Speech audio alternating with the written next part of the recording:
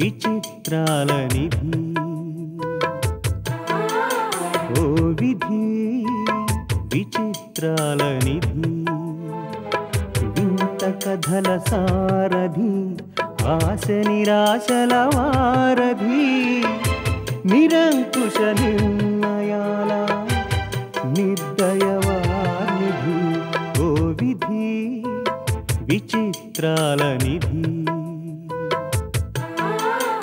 ఓ విధి విచిత్రాల నిధి. ఎందుకండి మా పేదవారి జీవితాలతో ఇలా ఆడుకుంటారు? నో నో నో, నా ఉద్దేశం అది కాదు. ఆయన కింద పడిపోయిందని బాధపడటానికి అందులో ఏమీ లేదు కదా. ఆయన ఖాళీ బాక్స్ ఎందుకు తీసుకొచ్చా? అందరూ టిఫిన్ బాక్స్ తెస్తారు కదా, నేను తీసుకురాకపోతే నలుగురు నన్ను నా పేదరికాన్ని చులకనగా చూస్తారేమోనని. అందరూ తెస్తారు సరే, అందులో ఎంతో కొంత స్టఫ్ ఉంటుంది కదా. ఈ ఖాళీ గిన్నెలు ఏమిటి? ఖాళీ బతుకులకు ఖాళీ గిన్నెలు తప్ప వేరే ఏముంటాయి చెప్పండి? నా ఆలనా పాలనా చూసుకునేందుకు అమ్మా నాన్న లేరు, యాక్సిడెంట్లో పోయారు. ఆ విధంగా నా జీవితమే ఖాళీ. మా తాతగారు బతికే ఉన్నా మీలాగా పంచభక్ష పరమాణాలు వండి వడ్డించే స్తోమత లేదు. అలా చూసినా మా వంటిల్లే ఖాళీ. గిన్నెల్లో నింపుకోవడానికి దరిద్రం తప్ప మరొకటి ఏది లేని వాళ్ళం. ఖాళీ గిన్నెల్లో మా ఆకలి చేసే చప్పుళ్లే అన్నం మెతుకులు.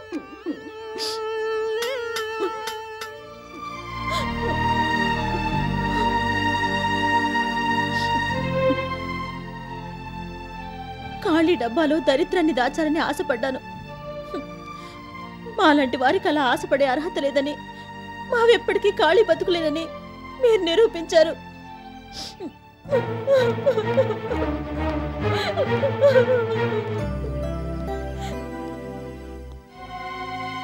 ఏమిటయ్యా, ఏమైంది? ఆ అమ్మాయి ఏడుస్తూ ఎందుకలా వెళ్ళిపోతుంది? మేమేం అనలేదు మాస్టారు.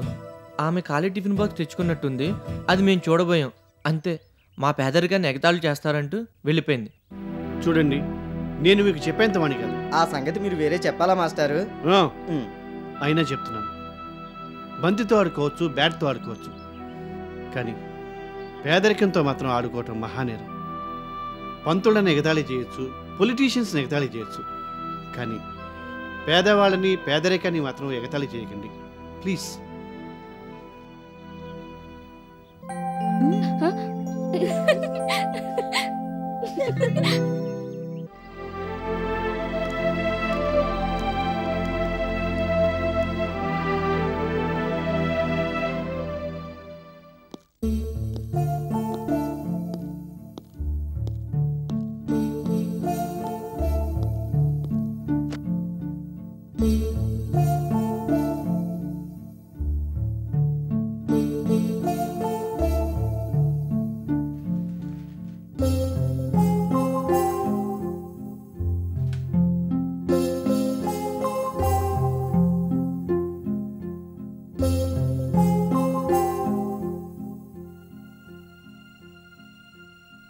ఎంతసేపు అయిందండి వచ్చి?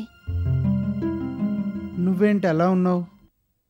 తలనొప్పిగా ఉంటే టాబ్లెట్ వేసుకున్నాను, ఇప్పుడే అలా నిద్ర పట్టింది. టీ తీసుకురానా? కూర్చో.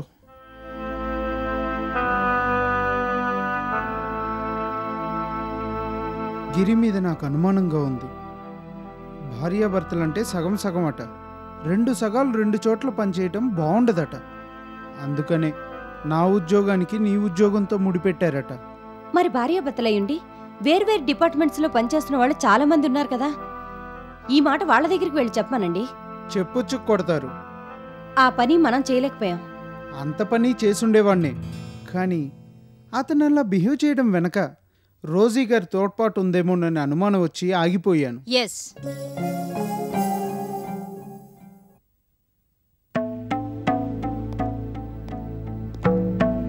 You are right mister Sudhakar. ఇది ముమ్మాటికి ఆ రోజీ కుట్రై. అనుకోకుండా నువ్వు కూడా ఆమెకు సహకరించావు. మాలతీ చేత రిజైన్ చేయించడం ద్వారా ఇప్పటికిప్పుడు రోజీకి ఒరిగేదేమీ లేదు. నన్ను మానసికంగా దెబ్బతీయడమే ఆమెకు కావాల్సింది. దెబ్బతీసింది. ఎప్పటికైనా ఆమె కపట బుద్ధిని గమనించి నీ ఉద్యోగానికి రాజీనామా చేసిరా. మీ ఇద్దరికీ నా కంపెనీలో పని కల్పిస్తాను. It is too late madam. ఎందుకని? ఆయన ఆఫీస్ ఫండ్స్ మిస్మేనేజ్ చేశారన్న నేరాన్ని మాఫీ చేశారు. ప్రమోషన్ కూడా ఇచ్చారు. నేను ఈ జాబ్లో కంటిన్యూ కాక తప్పదు మేడం. కావాలంటే ఆ గల్లంతైన డబ్బెంతో చెప్పమానండి, నేను అడ్జస్ట్ చేస్తాను. నో మేడం, అలా చేస్తే ఆ నేరం నిజంగానే నేను చేశానని అనుకుంటారు. అది నా కెరీర్ మీద మాయన్ మచ్చలా మిగిలిపోతుంది. అది నాకు ఇష్టం లేదు. ఇవన్నీ గిరి అనేవాడి తెలివితేటలని, అతను తెలివిని చాటుకోవడానికి మా జీవితాలతో ఆడుకుంటున్నాడని రుజువు చేయాలంటే నేను అదే కంపెనీలో పనిచేయాలి. మరి మాలతి? నేను కనుక అడిగితే మాలతికి కూడా జాబ్ ఆఫర్ చేస్తామన్నట్టు మాట్లాడారు. వాళ్ళిస్తామన్నా నేను ఒప్పుకోను. నువ్వు రాజీనామా చేసిన పోస్ట్ నీకోసం అలాగే భద్రంగా ఉంది మాలతి. అది నీకోసం ఎదురు చూస్తుంది. నా మాట విని నువ్వు సుధాకర్ వచ్చి మన కంపెనీలో జాయిన్ అవ్వండి. మేడం, మీరు అన్యదా భావించకపోతే ఒక మాట చెప్పు. మమ్మల్ని మీ కంపెనీలో జాయిన్ కమ్మనడం రోజీ గారు మీకు చేసిన దానికి టిట్ ఫర్ టాట్ చేశామని అనిపించుకోవడానికా, లేక 2 రైవల్ కంపెనీల మధ్య అనవసరంగా మీరు నలిగిపోతున్నారన్న బాధతో ఇలా అంటున్నాను తప్ప మరో దురుద్దేశాన్ని నా మనసులో పెట్టుకుని మాత్రం కాదు. అంటే మీరు మా శ్రేయస్సునే కోరుకుంటున్నారు? ముమ్మాటికి. అయితే మనం ఈ టాపిక్ని ఇంతటితో వదిలేయడం మంచిది. అవును మేడం, వీఆర్ హెల్ప్లెస్. మేమేమిటో తెలుసుకోవటానికి తేల్చుకోవటానికి కొంచెం వ్యవధి కావాలి. దయచేసి ఈ విషయంలో బలవంతం చేయొద్దని నా ప్రార్థన.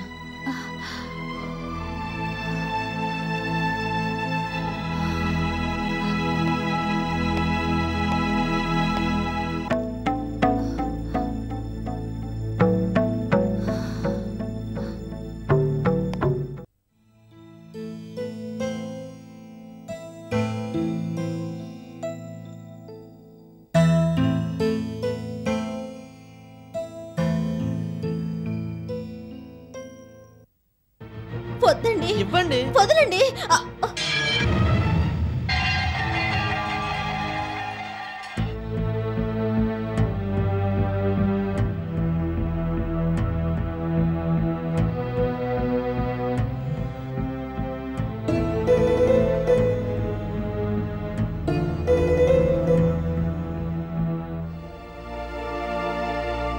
సేనబాబు, తమరు ఇవాళ టిఫినీ చేయలేదు, మీల్సులు చేయలేదు.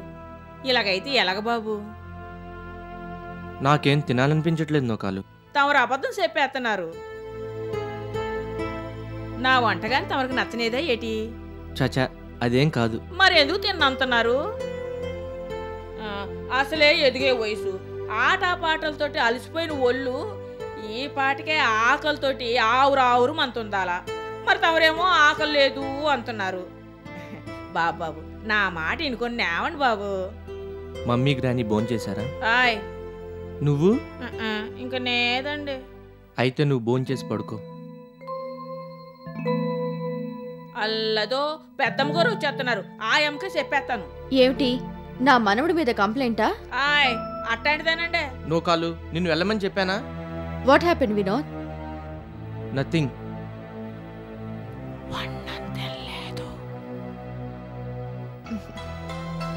నూకాలు ఇవాళ భలే గమ్మత్తిన డిష్ తయారు చేసింది.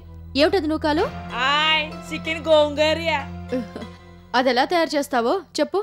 ఏటుందండి, కోడిని అట్టుకొచ్చి బొచ్చు పీకి కాల్చి ముక్కలు చేసి ఒక గిన్నెలో వేయాల. ఇంత పుల్ల గోంగూర అట్టుకొచ్చి ఇప్పుడు ఆ ప్రాసెస్ అంతా చెప్తావా ఏంటి? ఓలమ్మ చికెన్ గోంగూర గురించి చెప్పగానే చిన్నబాబు గారి నోరు ఎలా ఊరిపోనాదో. అదేం కాదు, నిన్ను అవతలకి వెళ్ళమన్నానా? అదేంటి బాబు, బయట ఎక్కడైనా భోంచేసి వచ్చావా? నో గ్రాని, మధ్యాహ్నం నుంచి ఏం తినలేదు కూడా. అయ్యయ్యో, ఎందుకని తినలేదు? ఏమో, తినాలనిపించలేదు, తినలేదు. అదే తినాలని ఎందుకు అనిపించలేదు అంటున్నాను. ఎందుకైనా మంచిది డాక్టర్ని ఒకసారి పిలవనా? అబ్బా, నీది మరీ చేదస్తాం గ్రాని. ఆకలిస్తే తింటాను కదా, డోంట్ వర్రీ.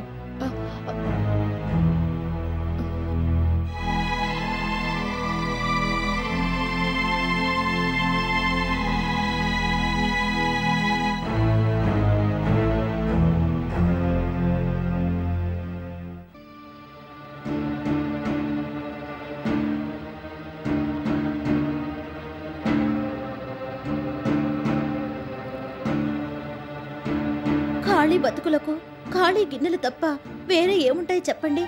నా ఆలనా పాలనా చూసుకునేందుకు అమ్మా నాన్న లేరు, యాక్సిడెంట్లో పోయారు. మా తాతగారు బతికే ఉన్నా మీలాగా పంచభక్ష పరమాణాలు వండి వడ్డించే స్తోమత లేదు.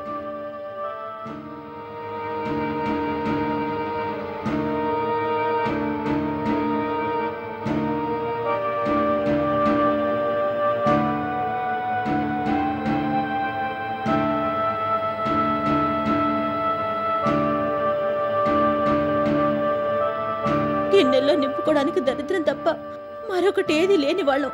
ఖాళీ గిన్నెల్లో మా ఆకలి చేసే చప్పుళ్లే అన్నం మెతుకులు.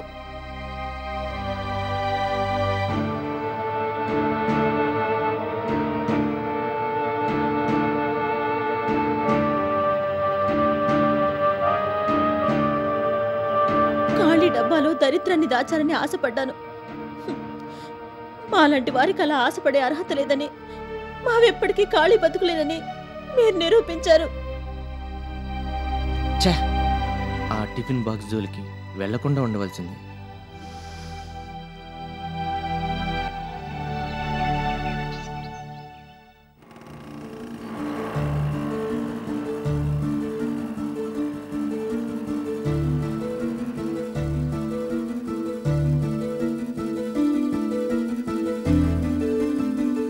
ఏంట్రా ఎప్పుడు రాని వాళ్ళు సైతం కాలేజీకి వస్తున్నారు, సంజయ్ మాత్రం రాలేదు? అదే బాసు, నాకు అర్థం కావటం లేదు. ఫీల్ అయి ఉంటుందంటావా? ఫీలింగ్ అంటే పిలిస్తే పలికే దైవం లాంటిది బాసు. అందున సంధ్య లాంటి పేదవాళ్ళకైతే పిలవకుండానే పలికే దైవం. దైవమో దెయ్యమో పద కనుక్కుందాం. ఏమయ్యా ఏకాంబరం సార్, ఇన్నాళ్ల బట్టి ఈ కాలేజీలో మనం పనిచేస్తున్నాం. ఏనాడైనా నువ్వు నా దగ్గరికి వచ్చి మాస్టారు మీరు మా స్టారు, ఇదిగో ఈ సినిమా కడదాం రండి, లేదా ఈ షికారు కడదాం రండి అని ఎప్పుడైనా పిలిచిన పాపన పోయావుటయ్యా? మాస్టారు మీరు ఒట్టి మాస్టర్ కాదు, 3 స్టార్ 5 స్టార్, సరిగ్గా చెప్పాలంటే సూపర్ స్టార్, మళ్ళా చెప్పాలంటే మెగాస్టార్. సార్, కళాశాలలో మీరు ఇన్నాళ్ళ బట్టి ఇనాగరల్ ఫంక్షన్స్ వార్షికోత్సవాలు చేస్తున్నారు కదా, ఏ రోజైనా ఒక్కసారైనా సరే ఒరే అబ్బాయి ఏకాంబరం నువ్వు మంచి మిమిక్రీ ఆర్టిస్ట్వి, ఒక్క ప్రోగ్రామ్ చేయరా అని అన్న పాపాన పోయారు. హాయ్ వినోద్. మాస్టారు, సంజయ్ అనే అమ్మాయిని చూసారా? ఏదా ఫస్ట్ ఇయర్ అమ్మాయి? లంగా ఓని వేసుకుని అచ్చం తెలుగు అమ్మాయిలా ఉంటుంది ఆ అమ్మాయినా? అవును సార్, ఆ అమ్మాయి చూసారా? ఆ అమ్మాయి లేదు బాబు.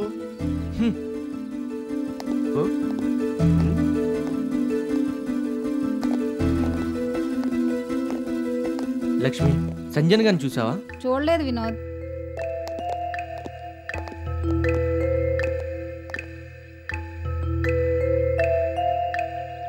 హాయ్ వినోద్. హాయ్ చిన్న.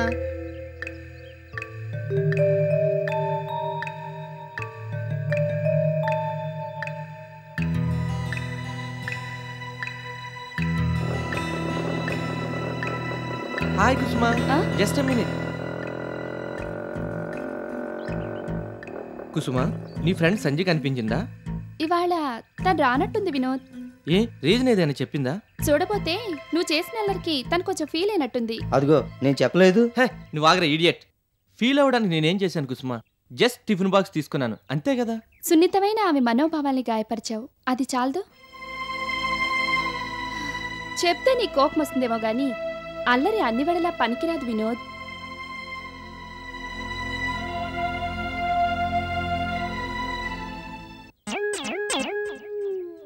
ఏంట్రా ఇప్పుడు ఆనంద బాష్పాలేనా? కాదు బాసు, ఇవి విషాద బాష్పాలు.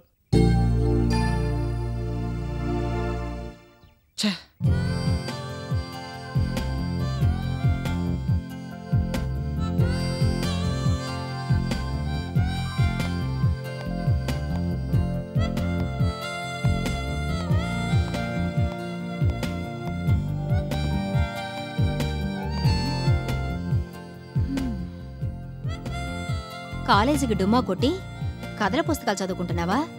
ఒక్కరోజే కదమ్మమ్మా. ఒక్కరోజంటే ఎన్ని క్లాసులు? 5, 6 క్లాసులు.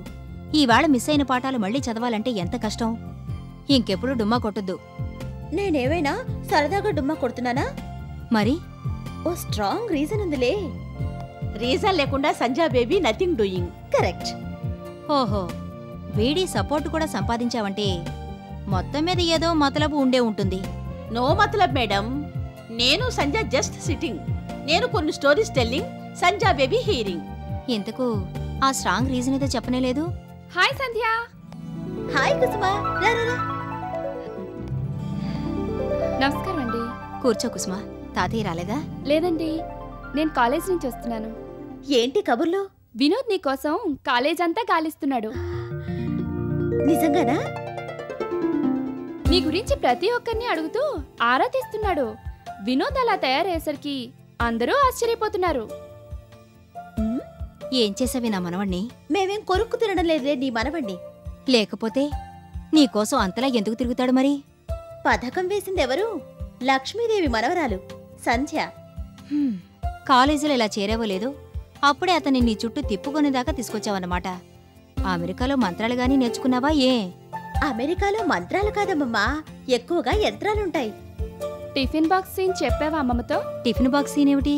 అదో పెద్ద కథలే అమ్మమ్మా, నీకు తీరిగ్గా తర్వాత చెప్తాను. నిన్నేమైనా అడిగాడా వినోద్? అడిగాడు, తెలీదని చెప్పాను. అన్నట్టు రేపు కాలేజ్కి వస్తున్నావుగా? రేపు కూడా యాబ్సెంటే. అంటే అతనింకా పిచ్చిగా నీకోసం ఎదురు చూడాలన్నా నీ ఉద్దేశం? ఎస్, నేను కనబడగానే వచ్చి నన్ను ఏంజల్ని చూసినట్టు చూడాలి. అప్పుడు అతను నా ట్రాక్లోకి వచ్చినట్టు లెక్క. సంధ్య, ఆడుకున్నంత మటుకు చాలు, ఇక ఆపేయమ్మా. ఆట మొదలైంది ఇప్పుడే కదమ్మమ్మా, అప్పుడే ఆపేయమంటావేంటి? ఇక 3rd డిగ్రీ మెథడ్ స్టార్ట్ చేయాలి. రా కుసుమా.